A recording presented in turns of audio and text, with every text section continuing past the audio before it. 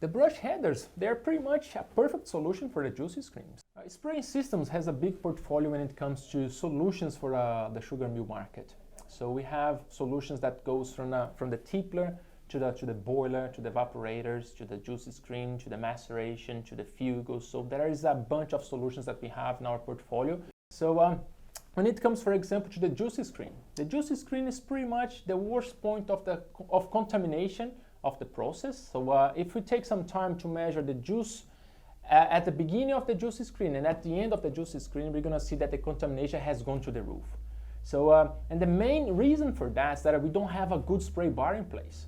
So the spray bars that most of the mills have in place, they were not designed in a way that they know exactly what overlap means or offset angle means or attack angle means. So there are a bunch of considerations, a bunch of factors that are influenced directly at the result of the cleaning of the juicy screen. And for that reason that we came up with the brush headers.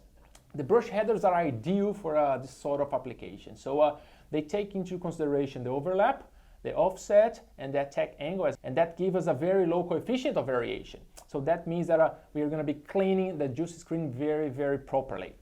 There are some studies that were done back in Brazil that shows that we can lose from 1.5 kilos to 2.5 kilos of sugar per ton of can. So and the juicy screen is pretty much the worst process when it comes to this sort of loss.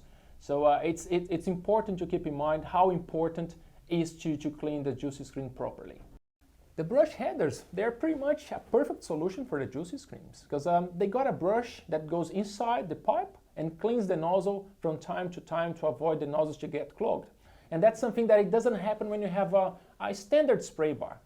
So when one nozzle gets clogged, you pretty much are going to missing part of the screen when it comes to cleaning, and that's going to affect pretty much the result at the end of the day. So you got to keep in mind that all nozzles, they have to be working perfectly. So taking in consideration the overlap, the offset angle, and the coefficient of variation at the end of the day.